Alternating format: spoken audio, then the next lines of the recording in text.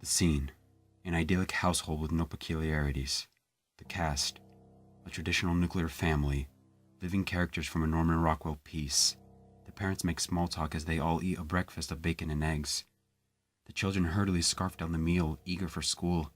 The mother picks up the dishes and together they walk out the door to begin the day. Their footsteps make no noise as they walk on the black dirt where grass grew once upon a time. The father takes a whiff of the toxic poisonous air and declares it's a fine day as he waves goodbye to his family and begins the trek to work. The brown and gray pollution that covers the sky shields the land from the scorching sun. The father whistles a tune as he carefully maneuvers around the corpses and trash that littered the road. He decides to take the long way since there is yet another traffic jam made up of destroyed cars and fallen buildings. "Morning, Jim," he says to no one in particular as he steps into his decrepit office, with holes in the ceiling and decomposing bodies at the desks. "Another day, another dollar, eh?"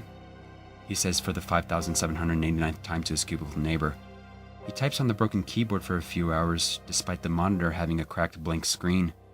Eventually, he gathers up a few discarded papers, organizes them neatly, and picks up the suitcase he never opened, ready to go home. "See you tomorrow." He stops mid-sentence. Something isn't right. Morning, Jim. Wait. Suddenly his head feels like someone has hammered a nail into it. He drops his empty suitcase and looks around. The father of two walks around the office, causing the rats to scurry away from their meal.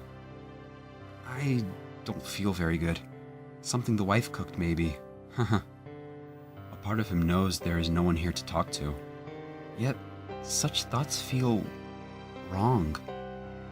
Of course there's people here. "Richard, you sly dog. You were just over for poker night last week, right?" No response, of course.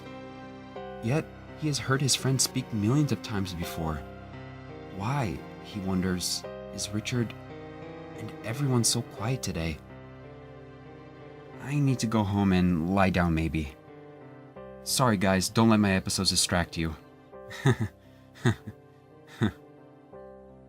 He wanders out the doors and begins walking home, forgetting his rustic car. Glass crunches under his shoes in the very old parking lot. Head still hurting, he walks up to the charred skeleton of a tree and sits against it. What's wrong with me? Feels like everything is falling apart. He runs his hand through his hair and feels something odd. It feels like an ant has bitten his finger. Expecting to see a red bump, he instead sees a small blue wire protruding from his index finger.